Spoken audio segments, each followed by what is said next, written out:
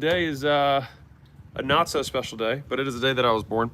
I'll read some stuff to piss some people off in the comments just to get things cracking. How's that sound?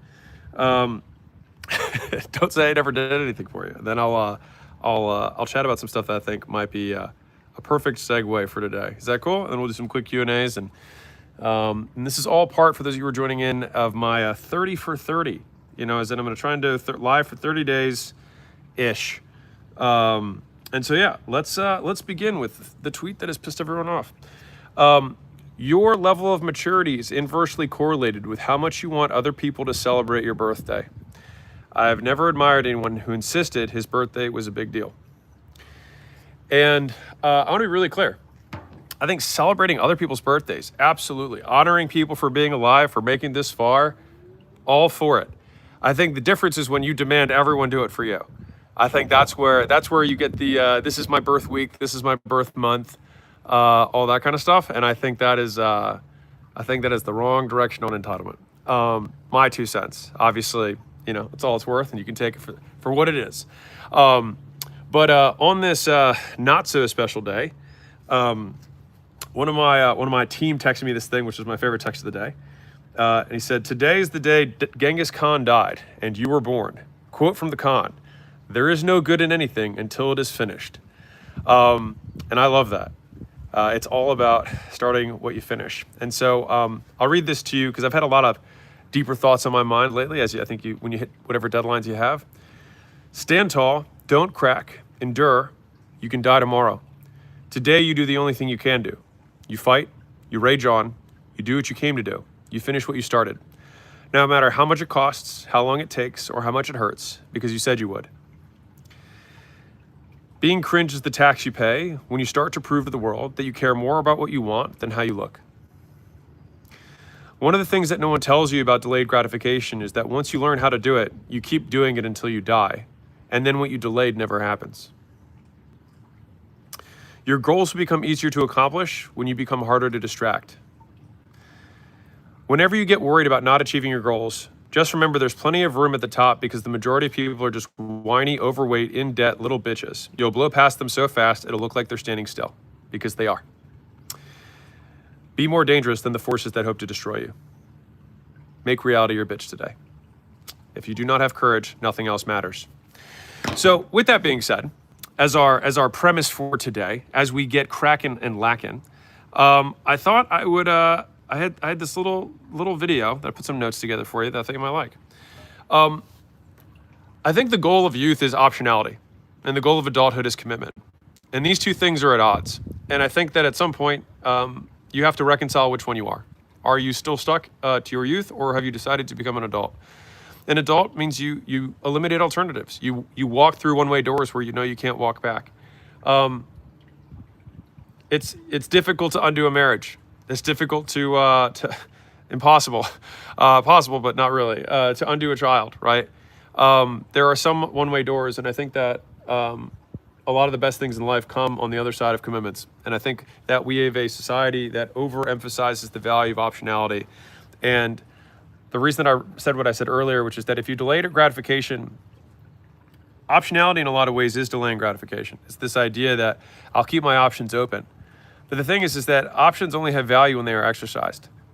And until you exercise them, they are valueless. It's like dying at the end of your life as an ant that put a big pile of crumbs that you never ate. Right? At some point, you have to pull the trigger. You have to make the call. You have to make the decision. You have to cut off one future. And so I think what's interesting is that when you make that decision, it means that you're going to decide that one thing is more important than another, which means that you also open yourself up for criticism, which I think a lot of people have a lot of difficulty with.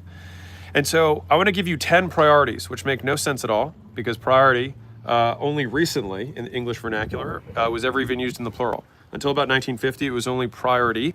There's only one, because only one thing can come first, right? That's how it works. But here's our 10 things that most people say are incredibly important. And so how do we make sense of them? So number one, we have community, giving back to your community. We have romance, marriage, your partner. We have parenting for your children. We have family, so to your siblings and to your parents and your cousins, etc. We have recreation, so having fun, relaxing. We have friends, spending time, etc. We have your career aspirations, professional aspirations. Your physical health, You have your spiritual health, and then you've got your personal growth. And so that's 10 different elements of life. And if I were to ask you to prioritize them, you will have a different priority than the person next to you. And so the reason this is really interesting is that if somebody looks at your list and it is different than theirs, they will call yours wrong because you do not live your life the way that they would prefer. And that is why they're fucking retarded. All right? Like, we don't have to live according to anyone else's preferences. You have to follow the law, but besides that, you're pretty much free to do whatever you want. And we are so shackled by the idea that other people don't like what we're doing. It's like, great, that's why they have their life to do what they want to do with. And so what's interesting is that you get to pick your regrets, or they will be chosen for you. Real. And so whenever you invest in any of those 10 things, you pull away from others, right? If you add an hour here, you take an hour from here. We have a zero-sum life when it comes to time, right? And I do have one interesting tactical strategy that has helped me navigate these, but I think the biggest one is just in understanding that you will live an imperfect life, period. Like, you cannot have a house by the mountains in isolation and then also be walking distance from restaurants and then also be on the beach and also be ski in, ski out. It doesn't work. And you can't have a rich neighborhood if you want to be in isolation. Now, all of these things are okay to want. It's just that they will not, they literally sit in it. They're conflicting. They're conflicting priorities. And so whenever you say, and you make a decision in your life, people will take the equal opposite extreme. So if it's literally the upset spouse, right? You know, wife comes in and says, "Hey, do you look good in this dress?" You say, "Yeah, you look great in this dress." She's like, "Oh, so I don't look good whenever I'm not wearing this dress?" That is what people will do to whatever decisions you make because they're too cowardly to make them themselves. And I really mean this. Like, people are fucking cowards. They walk around afraid. They don't want consequences. They don't want conflict because they think that other people's opinions about their lives matter more than their own. And it's ridiculous. You must make trades. You have to make a trade. And I love the definition of the word decadere because it's Latin, but the root of it means to cut off. And it's just what future are we cutting off today? And I think that is, and I think as I'm at an annual little date for myself, and so I look back on the last year.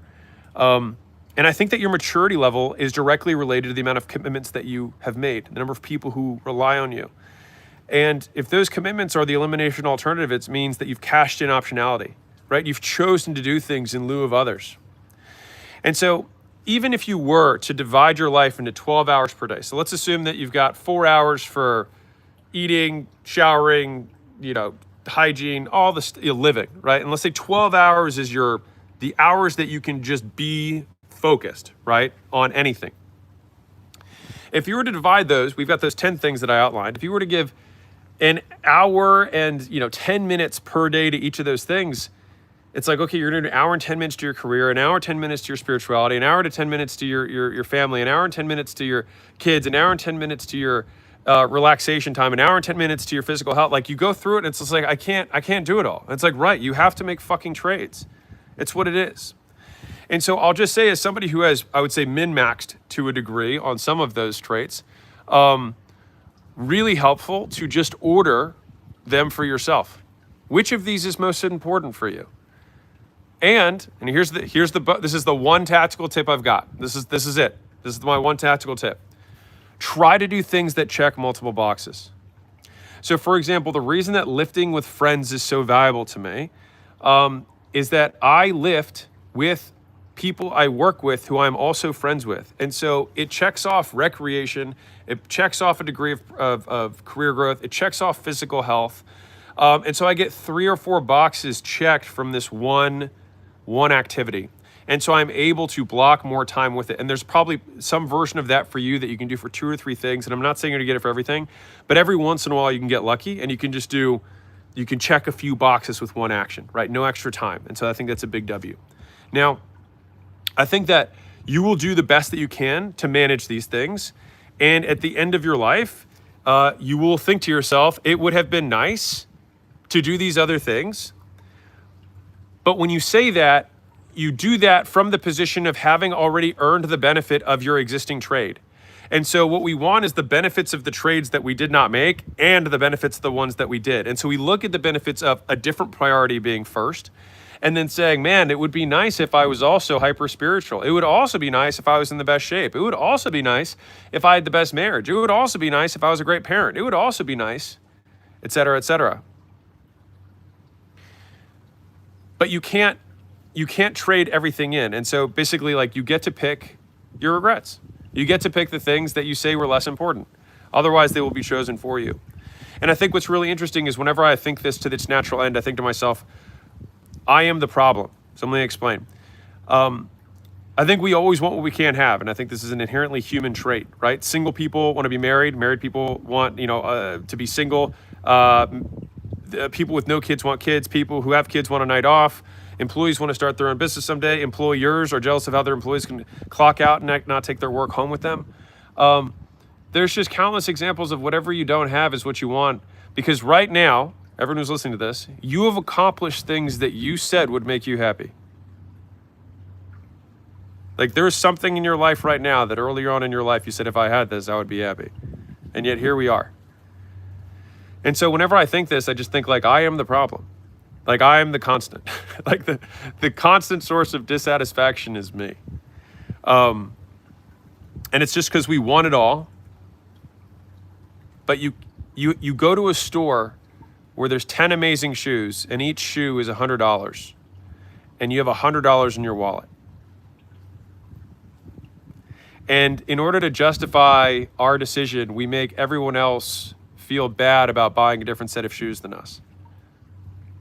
When it was just a choice. And I don't think there's anything wrong with that. Because a lot of people, I think, look at, the life that we have, which I think is, super blessed, et cetera. But we've traded other things. We've traded other things. And I think that if those things are more important to you, then, like, good for you. To the degree that you can possibly believe a stranger on the internet, I mean this from the bottom of my heart. If you like the priorities that you have, then you won, dude. You won. You won. You've already got it. Like you're there. I think where people get in trouble is where they allow life to make those priorities for them, right? They don't get to make the choices. They sit passively by and let options expire. And I think that's, if there's anything that I can hopefully,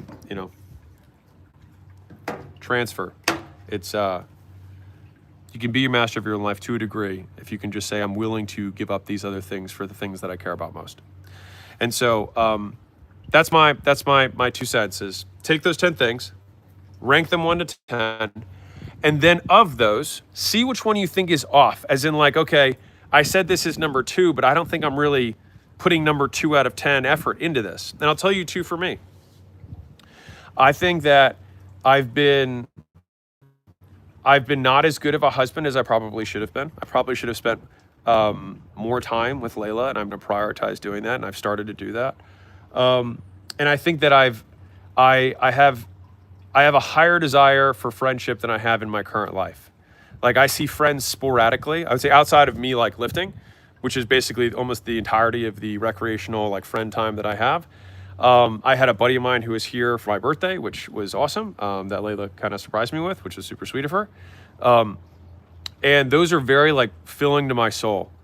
And I think that I'm going to make trades in the coming future where I'm going to decrease some of these other stats in order to make some room here, where I think that the incremental return that I'll get on losing an hour on, call it, career and adding an hour somewhere else, I will have a little bit less, but my overall life benefit will be higher. And so I think the meta of this is the game that you want to play.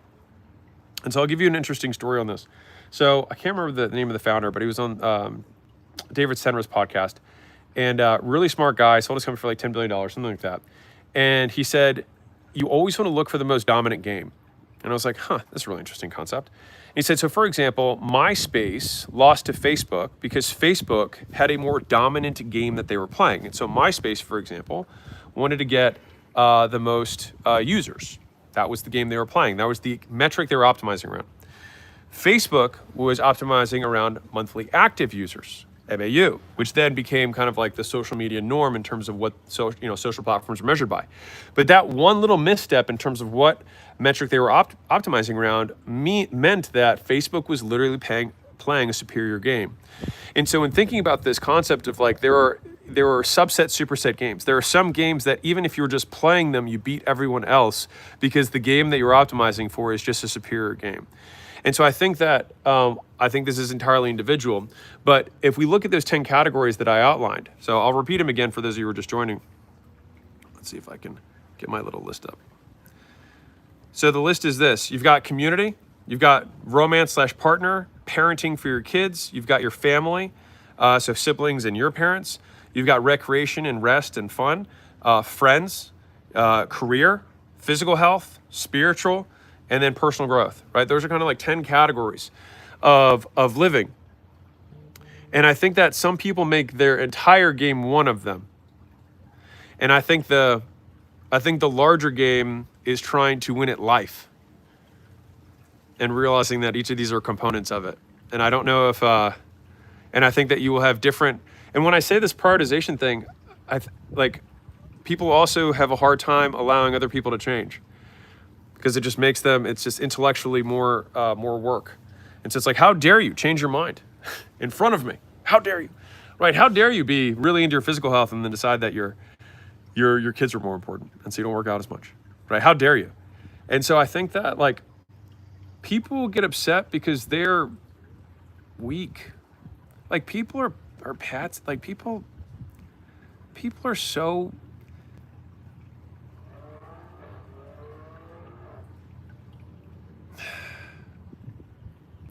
small-minded, self-interested, and the things they will say in no way have complete context on your life.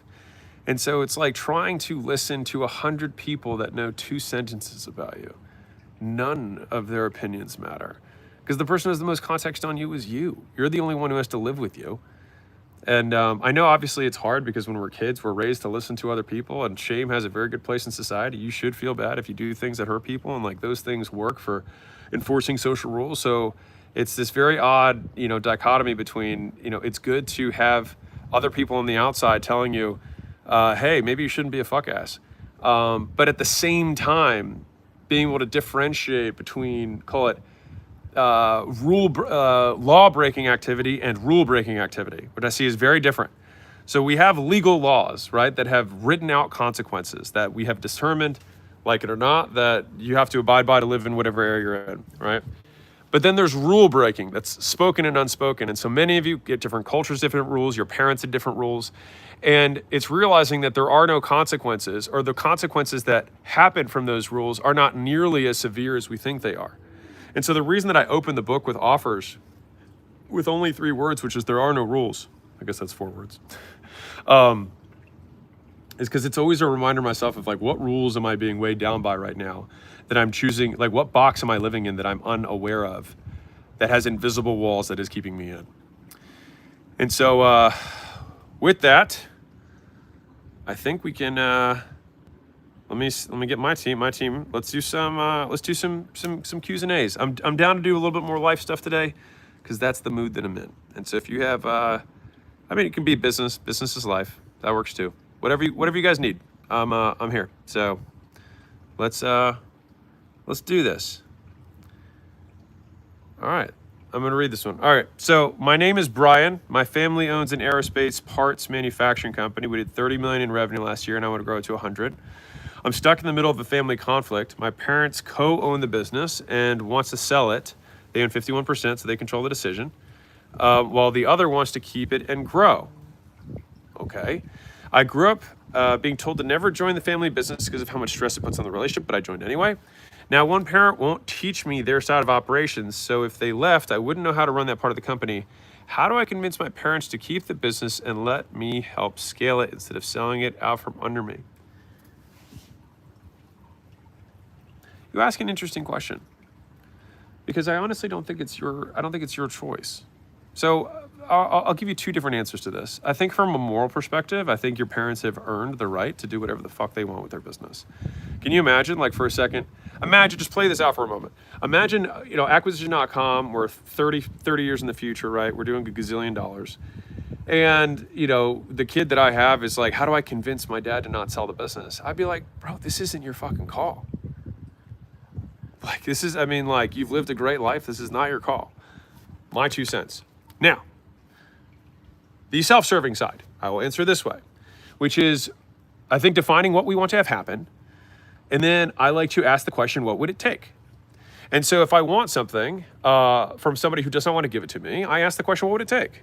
And then they get to name their price. And then that price can be worth it for me or not. And I think oftentimes when you ask, what would it take? People assume you are unwilling to pay a price that they have not named. And I cannot tell you the amount of times I've gotten things in life that most people considered unreasonable because they determined a price that they thought was unreasonable, but they were selling it of their own wallet. Their own wallet of time, their own wallet of money, their own wallet of trade-offs, their own wallet of embarrassment, of shame, of guilt, of whatever price they thought that I was unwilling to pay to get the thing that I wanted. And so I would really start with the question of, what do I want to have happen? Number 2, what would it take? And then number 3, I would ask them what they want. Now, I'll give you like a layer underneath of this for your parents, which is that no one sells a company because they want to sell a company. Selling a company is incredibly painful. It's a very long process. There's lots of lawyers. It's not that fun. They're selling the company because of what they believe the benefit of selling the company is. And so the idea would be, how can I help you get what you want without selling the company? And there's a lot of different structures that you can do where you could buy it from them. You can get a lender. You could do an ESOP. If they want a liquidity event, maybe they just want their time back. Like, there's a lot of other levers that you can use to help them get what they want. And I think that's pretty cool. And so on one angle, from a moral side, I think it's their call. On the, like, if you want to get what you want side, then I would go at it from like, what do you want to have happen? And I know what I want to have happen. They want this to happen. Great. Can I get that in any other way besides you selling the company? The answer is yes. I can almost guarantee you at the size that you're at. And then underneath of that, like, what would it take for me to get what I want? Just tell me the price and then I'll decide if it's worth it or not. All right, Brandon. What would it take for you to feel 10 out of 10 on all priorities? I don't think, so actually I'll answer the question in reality. I think that you can feel 10 out of 10 on the priorities if you know that they're not all priorities. Because when I made my list, 8 out of the 10 I felt like I had appropriately checked boxes for. And, you know, to a degree, so I'll give you a simple example. Community is one, and business is one for me. But the actual thing, like when I do content like this, I think it helps more than one person. It helps a community. And to be fair, it's just a digital community. It's a community of entrepreneurs, but I can't go to the corner and be like, put a sign up that says, hey, entrepreneurs. We can do that on the internet. And so I help my people, which matters a lot to me. But it also has a business benefit. And so it's like, you can check multiple boxes. Who decided to join us? I want to see what you're doing. Yeah, I'm just hanging. We're just chilling. Shirtless, yeah. This is only Alex coming to. I got feet pics coming soon. Please subscribe and. Why is your phone vertical? Yeah, we tried to. It's a long story. I jump started like two of these and it didn't work, and so I was like, fuck it, whatever. Man, amateur hour. You know what I'm saying? Yeah, I know. Whatever. Okay. What's your topic today? Life stuff. I actually just opened it up. We're going wide today. That was what the mood I was in. All right. Okay, I'll sit next to you. Cabo Sharia asks, I am confused in my life. I am average. What should I do? I think you should pick the thing that matters most to you and then be willing to sacrifice on the things that matter less. And I think when a lot of people are average, it's because they try to do all 10 things at once, and then in so doing, they never really accomplish any of the ones that really mattered most. And so I doubt that if I name those 10 priorities that I said earlier, all 10 are equal in value to you. I seriously doubt that. And so if all 10 are not of equal value, but you are giving them equal attention, then you have a less optimized life for you. For you. Not for anyone, but for you. Okay. Let me pick. Okay. This is the next one.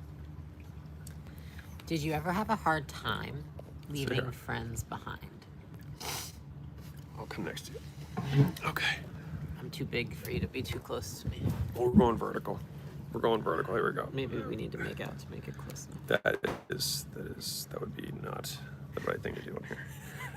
What did you say? Did you have a hard time leaving friends behind? Yeah. Yeah, of course. Is the baby gonna be as hairy as Alex? Fuck you. Wait, is that one of the? Did you just? No, is that one of the? I was just like, what? Asshole. Probably. We're Persian. Yeah. What We do you have. expect? We have. Yeah, it's gonna be hairy I've as lasered fuck. my body, so. Yeah.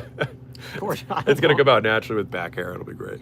Probably. Sorry, what was it? Okay, the question was, do you have a hard time leaving friends behind? Yeah. Yeah. I would say that honestly, I felt really betrayed by a lot of friends throughout my life, and when I say betrayed, it was like I think it was just like I thought that they were on my team, and I think that's why I've spoken so much about this publicly, which is that I realized that the vast majority of people want you to do well, just not better than them, and that's really tough to hear. And I'm fortunate that I have a handful of friends in my life now who actually have known for the majority of my life and who have been fans. And I say that in a formal way, just like they've wanted, they've just, every time I won, they were just like, hell yeah, man. And they just didn't see it as competitive because they didn't see the world as a zero-sum game or comparative in terms of status. And so, what about you? Did I have a hard time leaving friends behind? Not back in the day. I want to say like in my 20s I didn't have a hard time. I would say now I would probably have a hard time because I think I see different value to friends. Like I used to think that I could only have friends who were as ambitious or successful as me. And then I realized there's a lot of different measures of like what adds value to a friendship. Like I would say like support emotionally, cheering you on, funny, someone you can relax with, decompress with. So like I have way more variety of like what I consider to be acceptable for friends. But I will say like I don't think I've had a hard time cutting off somebody that I felt like didn't root for me. That does not hurt me. Yeah, so I'll answer it in the most specific way possible. It has not been hard for me to do it. I've just been heartbroken when I had to. That's a good way to put it. Yeah, like the decision was made, but I just felt bad. Happy birthday. Thank you. Thank you for all the great advice and value. Can we never... Oh, okay. Thanks. Daniel Noosh. How do I define luck? Probability of a good thing that happens to you. And if it does happen to you and it's a low percentage, it's good luck. And how do you overcome luck, by the way, everyone? Ladies and gentlemen, you roll the dice a shitload of times. That is how you do it. If you roll a 20-sided dice and you get 20 on your first roll, you are lucky. If you roll it 100 times and you get a 20 once, people might call you unlucky because it took you that many times. But the world only cares that you rolled a 20. Real. Like, if you only need to get one really good thing to happen, you can try a shitload of times because you have unlimited shots. Like, you literally just need air, water, and food in order to take more shots. And I think for some reason that people have this idea that it somehow costs more to try. What have you learned about the difference between exerting your will on life and allowing life to reveal where you should go? That's a good Layla question.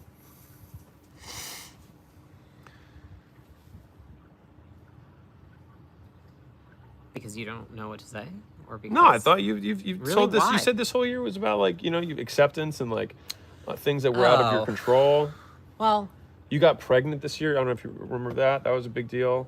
yeah. I think that what I think that has taught me the last 2-3 years has taught me is that you can exert your will all you want, but I think that there's an illusion of control that we create, but I don't think that we have as much control as we wish that we had. And dealing with like all the health issues I had 2 years ago, and now getting pregnant, which was a surprise. My whole life had to change because of both of those things. How did it happen? The stork came. There's a stork that comes and gives an egg. Jesus Christ. I touched your hair. Oh, there's another one. All right.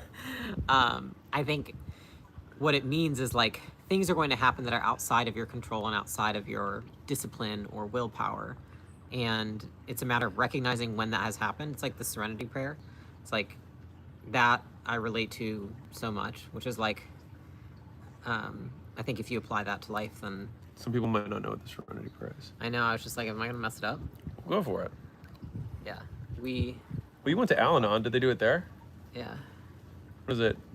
Oh my God. Hold on. The wisdom to know the difference. Yeah, the courage to yes. change the things that we can't. We wish for the courage to change the things we can. Yeah. Patience. The something to accept the things we can't, and the wisdom to know the difference. There you go. Okay, how do you take care of your wife / protector? Those seems like two different things, but I mean, I think you just ask. pretty simple on that one. I'm like, what do you need? Protect, provide. Yeah. I don't know. I thought that was a pretty easy one. Swiggy Swoozy. What are your hobbies? What do you enjoy doing? Has to be not work related. Yeah, I lift. Big on working out. I've enjoyed doing that for a long time. I also enjoy hanging out by the pool. Here we are. I do that. I like nice views. So I'd say views and fitness are probably the two things that I do for fun that are not work related. Besides that, I love a good television show if we can get one in that we like. We hang out a lot. Yeah, Layla and I hang out a lot. We do a lot of walks. We walk a lot. I'd say if I'm like 85 years old looking back on our marriage, like what I will remember is our walks. Yeah, that's true. I feel like our marriage has been We just like find places to walk. It's just been one long walk.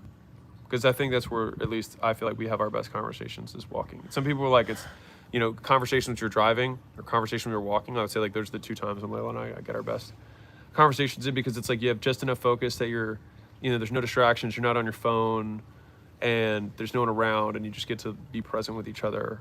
And I feel like Layla and I could like walk forever because we walk for hours and hours and hours. And that's Layla's contribution to making sure that I live long. Or that is the hope. How do we find a Layla? I didn't find me. You found me? Yeah, I guess I found you. That's right. Be 'Cause didn't I have findable. Didn't I have to message you first? You did. I messaged you on Bumble. See, you gotta have inbounds. I'm telling you guys, gotta go inbound. I didn't want to be on Tinder. I thought it was really. This is like 10 years ago. But Yeah. Tinder was nasty. Bumble was like the upscale dating app because I think things have Tinder I would changed. open it up. I know, but Tinder it used to be like you open up it's just dicks. What? That was it. It was just like messages. I'm like, I don't know if you think that girls like this, but they don't. And then Bumble, the girl has to message the guy first in order to allow him to message her. And then dicks. And we would not be sitting here. No, I think the reality is that like most people don't try very hard at anything. And if we think of the relationship that has the highest correlation with your subjective well-being, there's a 0.71 correlation to the quality of the relationship you have with your significant other and your self-determined subjective well-being, meaning how happy you are has a 71% correlation with how much you like your spouse. That's what that means.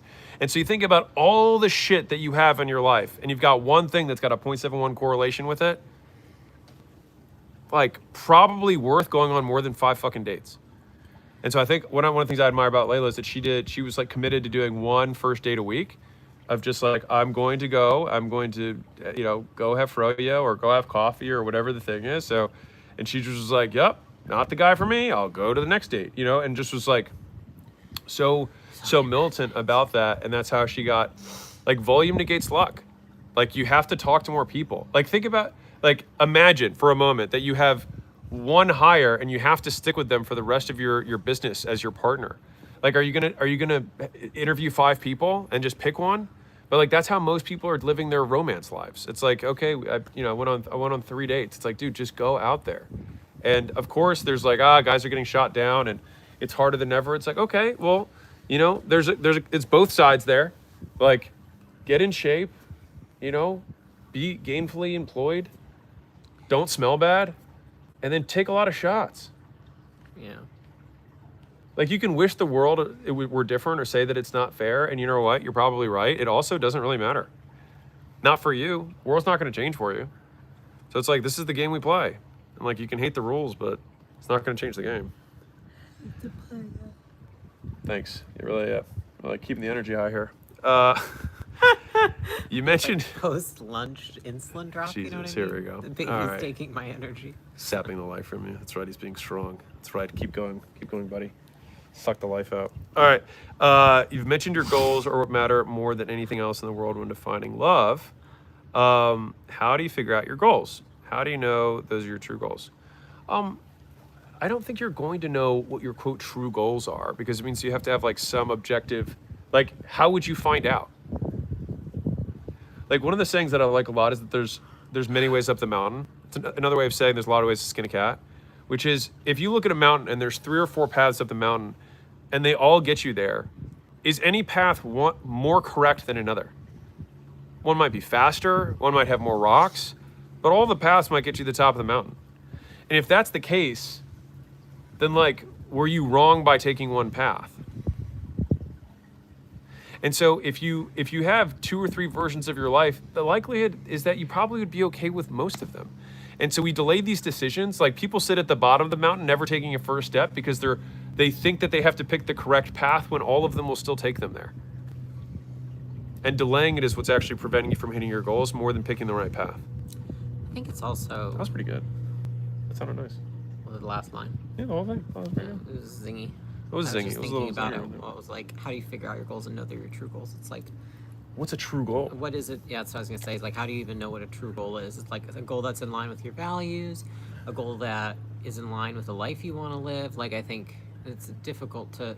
I think sometimes we have too much introspection. Yeah. And you just have to go out and try stuff. I mean, that's what chapter 3 in the book. How You do don't I- learn by watching. You don't learn by reading. You learn by attempting. So it's like you're not going to even know if they're your true goals unless you go after it relentlessly. Like, how do I know I want something? Well, do you want it? Yeah. Okay. One of my favorite, so on the backs of boats, they name these boats like weird names. And come closer to me. You're a little sweaty. That's all right. On the back of boats, there's these little sayings that they name the boat. And one of my favorite ones ever was never analyze your pleasures. And I just love that because it was just like, you want what you want.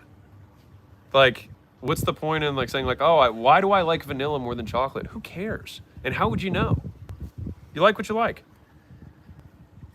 Okay, how do you overcome a trade-off in priorities that you made in the past and regret now? I think you just start fixing it now. Like changing priorities will change, and so there's going to be a moment where your life is in conflict or where you feel this disconnect with how you're living and how you want to live. And at the point that you made the decision, that disconnect wasn't there. It was fine, and then at some point it switches. And so, for example, Layla's gonna be working less now that we have a son on the way, and I will also be working less. And do I regret working more earlier? Not really. Things change. Now, if I kept doing that, then I'd probably feel like I was, disconnected or whatever. Yeah, I think it's difficult to say, like, also, how do you overcome a trade-off you've made in the past? It's like, well, you're here, so you have overcome it. Like, it's just, I think it's more of a question of, like, saying, I feel guilty. Don't beat yourself up. Yeah, it's like you're beating yourself up, which when you beat yourself up, you steal all the energy from yourself to move forward into the new thing. So you're actually just, hurting yourself twice in that situation.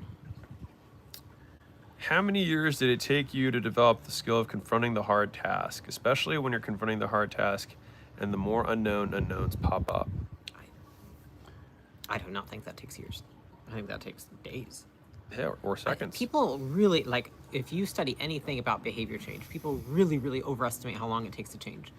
What it is that the fear, the anticipatory fear or anxiety you have of the hard task or of the change that you want to make, it is an illusion, and it creates this illusion that the change that you're going to make is going to take years and be incredibly hard, and there's all these things. But the reality is that your mind is disproportionately creating that illusion so that you stay comfortable in the present, because our brains are meant to survive, not to succeed, and it wants to keep you safe. But the reality is, it's like most change it only takes days. I mean, I can tell you as somebody who's done a lot of therapy, it's like you'll have things you're scared of or haven't done in years, and then you do it 3 days in a row, and suddenly it doesn't even matter anymore. It's irrelevant. Great saying I have is, fear is a mile wide and an inch deep. You're a dick. Stealing my fucking quotes. It's a good quote. This is a good quote. I don't know where that one I don't know came where it even came from. Yeah, from. I don't know. Yeah. Probably heard it from someone else. probably. Hey, Alex and Layla, if you had to retire from business today, what would you do daily and what would be your goal? Farmer. Yeah, that's actually, we were talking about that the other day. Yeah. Buy a ranch. Yeah, I Just think- take care of land. Yeah, because you need to have something to do. So even if it's not business, like, you gotta have something to do. And I think that working the land, seeing the observable change in what you did. So you'd be like, I plowed from there to there today. I, moved the couch from there to there. Like, just you have visible proof of the work that you did. And for a very short period of time, I had to remodel one of my own gyms and I didn't have enough money to do it. And so I did a lot of the remodel, like jackhammering the linoleum off the floor, laying the rubber down. Like, it was hard work. But I remember when I did it, and like every day, because I did it over like Christmas break so that I could do it while my clients were out or whatever. I could see the change on the floor. I'd be like, I went from there to there, then I went from there to there, and there was no like shortcutting the work. It was just like I couldn't like clock in for 8 hours and the work would get done. Like I had to work. And I remember the satisfaction that I had at the end of those days. That I remember thinking to myself, like, in another life I could do this. Like I just really enjoyed that. It was just very not this life, but I could do that in another life. I worked on a horse farm for a few summers when I was in high school. I think there's something about taking care of animals, like take care of live things. Like in many ways, like when you have a business, you like take care of customers or employees. I think farming, it's like you take care of the animals and the land, and it's just something to do. You can't do nothing. All right, this is a big one. Do I feed my kids or spend money on ads? I think it's obviously spend money on ads. That's not even close. Bro. I mean, how much food do they really need, right? That's why we have stores, right? Just in case, you know, in the wild, people didn't eat 3 times a day. You okay? Obviously, feed your kids, Jesus. But I do think that if you make that a either this or that, there's probably other things that you're spending money on that are outside of food and shelter that you could probably cut out so that you can invest in the stuff you want. Okay. I'm in a relationship with the love of my life, but she brings out the worst in me. It's not her fault. She just makes me so comfortable and kills my ambition and drive to achieve. What do I do? Ooh, That's so interesting. very interesting. Have I ever killed your ambition? No, not once, Wonder why that is. ever. Because I think we're comfortable with each other. I mean, obviously. Well, it's just that we have a different. I think relationships are different, but in ours, like you've always just like dreamed bigger for me. You've always been like, you can be bigger than that. Like this is not the end. This is not the last chapter of the story. Like we're just getting started. Like Layla's always breathed a lot of belief in me. That's fair. I mean, maybe she just doesn't know how to do that and needs that to be communicated. Well, it sounds like she has different priorities.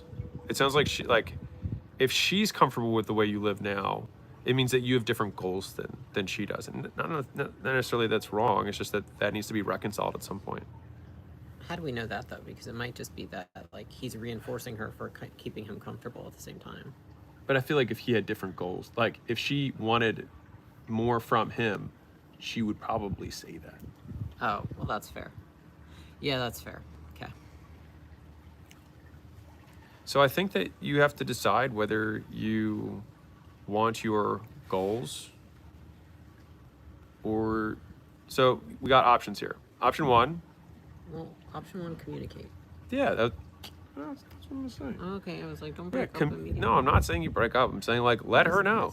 And then I would ask her to support you in this goal. And on some level, you have to have some discipline to do it on your own. And to me, if you can just get back on track, because sure, maybe you're in love or in lust and there's chemicals and all that stuff, but then like at some point things will kind of stabilize a little bit. And then at that point, if you're like, hey, this is what I want to do with my life, as long as she doesn't like dissuade you from doing that and say like, I want our lives to look different from a day-to-day perspective than you do, then I think you're fine. But if she says, fuck that noise, then you have to make a tough call of which one, when you're 85 years old, you'll look back on and regret more. Oh, shoot, I gotta go take a call. Oh, go take a call. You're on it soon. Oh, I'm on that call too. All right, so I'm gonna do last one. All right. Alex, Layla, do you think you would be successful if you started in the United Kingdom? What? Like, what do you want me to say here? Like, the question I have about this question is, what are you going to get out of it? Out of my answer? Let's play out both scenarios. Let's say I say, yes, I think I'd be successful in the United Kingdom. Then you might be like, well, you don't really understand how hard it is here. There's tall poppy syndrome. It's more anti-business here, blah, blah, blah, blah, blah. Okay, so then you just question my ability to work harder and suffer and have tolerance of pain. Okay, fine. If I say, I don't think I would succeed in the UK, then it's like, okay, good. I have an excuse now to not try hard. Like, we're dealt the cards we're dealt. And like, you can wish for different cards, but the hand that you have is the hand that you have. And so you play the ones you got. If you're born 5'5" and you want to be 7 foot, you can wish for it all you want. You're going to stay the same height. But you can just be like, well, people who are 5'5" live a lot longer than people who are 7 feet tall. Like every position has an advantage. And I think that is like That is what I will leave you with, which is that every position on the board, whether you're the experienced person in a marketplace or you're brand new, has an advantage. And so if you can only see the disadvantage of your position, you have a losing mentality, which means you need to reframe how you're thinking about it. If it's hard in the UK to start a business, guess what? It's hard for fucking your competition too, right? Which means it's harder for them, which means that you can try a little harder, because at the end of the day, who you are competing against is other humans. Like, please take this in. Like, you are just competing against other humans. And even then, you're not even competing against them. You're competing against you. You're competing against the couch. You're competing against distraction. You're competing against conflicting goals, conflicting priorities. You're competing against notifications and Facebook and all these things that are popping up and distracting you. Like, that's what you're actually competing against. If you actually worked, truly focused for, and I'm going to say a crazy number, if you actually truly dedicated yourself to working for 4 to 6 hours a day, and I mean, like, put a timer on, and the moment you look away, you stop, and then restart the timer for truly 4 to 6 hours of work every single day, and I'm saying 7 days a week, 28 hours a week of work, oh my God, right? You would be further ahead than most people, because most people don't do jack shit. They sit in front of the computer, and it's just like the little story I was telling earlier, which I'll wrap with, which is when I did the little construction and remodel of my gym, and I had to, jackhammer the floor and then relay, the rubber on the flooring and all that stuff, and then paint it and all that jazz. I could look at the walls, I could look at the floors, I could show up, but like, unless I did it, it didn't get done. And I think a lot of people are showing up to work, expecting the work to somehow happen and expecting for life to give them credit for being there. And sure, showing up is half the battle, but the other half is fucking winning and working when you're there. And so I think this question of like, would you be successful if you were born in Pakistan or India? Like, I don't know. And how does it serve you? Because if you are born in the third world or UK, because like the person who asked this question about this, who's in the UK, it's like, well, you weren't born in Mongolia, bro. You weren't born in sub-Saharan Africa. So like, you're in one of the most developed countries in the world. Like you're already born on third base just because you're in like a developed country. It's a very small percent. There just within the UK and the US, there's 370 million people out of 8 billion. You got a 4% shot, and you've already rolled the dice and got a 1 out of 25 chance. You're already 1 out of 25 in terms of your luck right now. And if you're a guy, great, double that. Now you're 1 out of 50, right? And so just this idea that you ask the question because you want the excuse for your current condition, but it changes nothing. Whether I'm successful or not in Pakistan, maybe if I'm in whatever country you're in, maybe I'm not successful. And what does that do for you? It protects your ego. That's what you have to be real about. It protects your ego. So either you want it or don't. But the blame finger has to go this way because it's the only thing you can control. You might have a disadvantage and there's nothing you can do about it. So you do what you can, right? You do what you can control. And so I will finish with how I started.